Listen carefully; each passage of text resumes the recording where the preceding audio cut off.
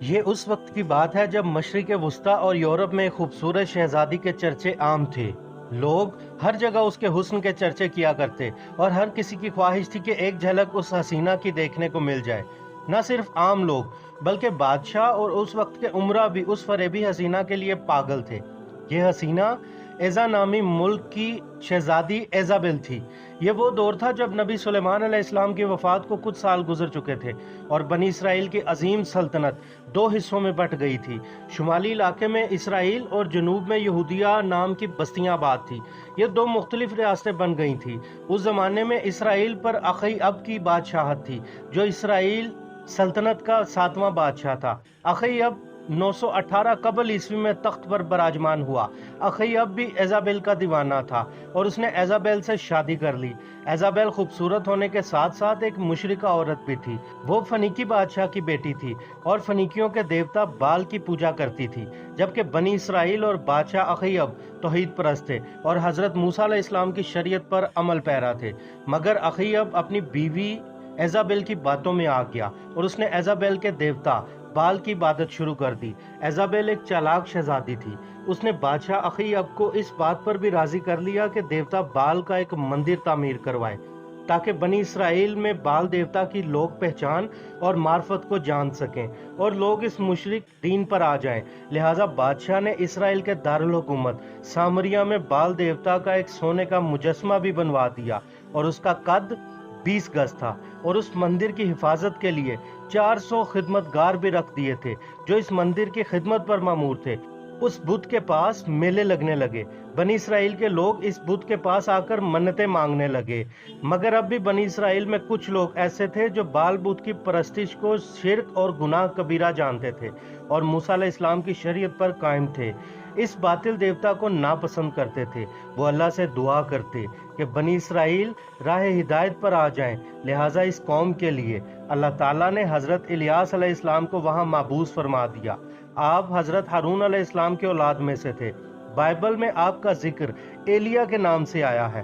حضرت الیاس نے اس شہر کو دوبارہ توحید کا مرکز بنایا اور لوگوں کو ایک خدا کی پرستش کی طرف بلانے لگے۔ آپ علیہ السلام نے فرمایا، تم کیسے لوگ ہو جو اللہ کو چھوڑ کر باطل بال بت کو پکارنے لگے ہو؟ یہ نہ تو تمہاری کوئی مدد کر سکتا ہے اور نہ کوئی فائدہ دے سکتا ہے۔ تم لوگ اللہ حقیقی کی جانب واپس لوٹ آؤ جو تمہارا اور تمہارے باپ داؤں کا بھی رب ہے۔ حضرت الیاس علیہ السلام کے اس پیغام کو بنی اسرائیل نے جھٹلا دیا اور صاف انکار کر دیا۔ جب حضرت الیاس نے بادشاہ اخی اب اور ملکہ ایزابل کو بھی حق کی دعوت دی تو وہ بھی صاف انکاری ہو گئے۔ ملکہ ایزابل نہایت سفاک عورت تھی۔ اس نے محسوس کیا کہ حضرت الیاس اس کے اور اس کے خدا بال اور حکومت کے لیے خطرہ ثابت ہو رہے ہیں۔ لہٰذا بادشاہ کے ساتھ اس نے منصوبہ بنایا کہ حضرت الیاس کو قتل کر دیا جائے، مگر اللہ کے حکم سے حضرت الیاس نے اس شہر کو چھوڑ دیا اور ایک پہاڑ کے غار میں جا کر قیام فرمایا اور وہیں پر رہنے لگے۔ آپ علیہ السلام کے جانے کے بعد اسرائیل میں قحط پڑ گیا اور 3 سال تک ایک بوند بارش نہ ہوئی۔ فصلیں برباد ہوتی گئیں، لوگ ایک بوند پانی کو ترسنے لگے، ملک میں لوٹ مار بڑھتی گئی، یہاں تک کہ لوگوں نے بادشاہ اخی اب کے محل کو بھی گھیر لیا اور محل کے ایک حصے میں آگ لگا دی۔ اخی اب نے حکم دیا کہ حضرت الیاس کو ہر جگہ تلاش کیا جائے اور میری درخواست ان تک پہنچائی جائے۔ سپاہیوں نے آپ علیہ السلام کو ڈھونڈا اور بادشاہ کی درخواست پر آپ دوبارہ سامریہ تشریف لائے، مگر بال کے پجاری اور ملکہ ایزابل بادشاہ کے اس عمل پر غصے میں آ گئے اور حضرت الیاس کا دوبارہ آنا ایزابل کو بڑا ناگوار گزرا۔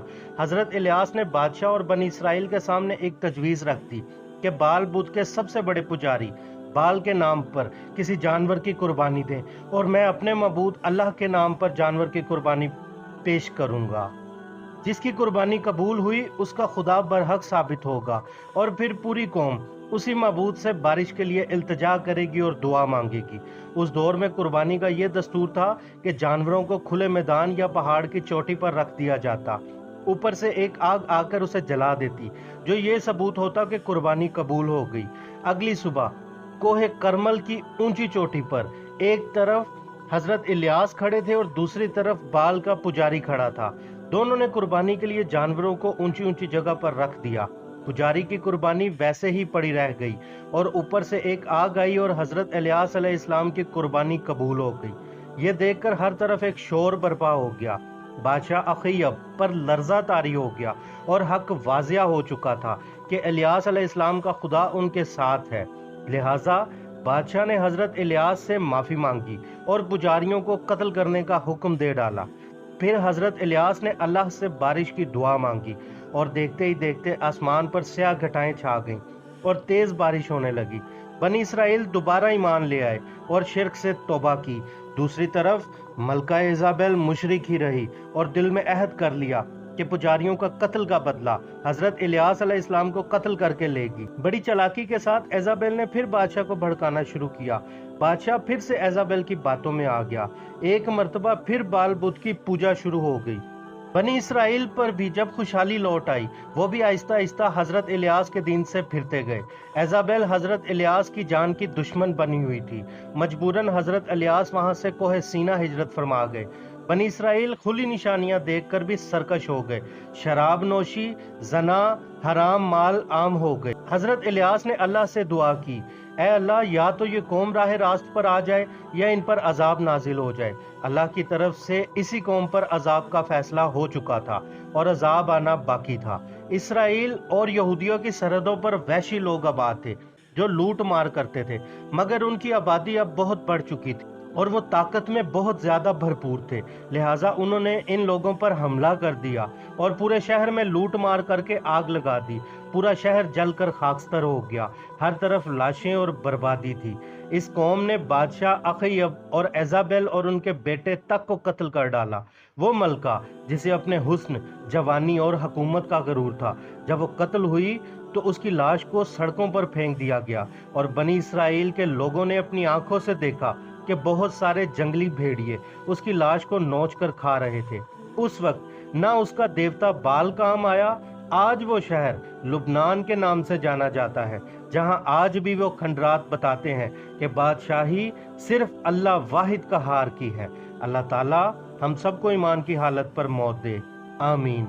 मिलते हैं किसी और वाक़िए के साथ अगली वीडियो में। तब तक के लिए अल्लाह हाफिज।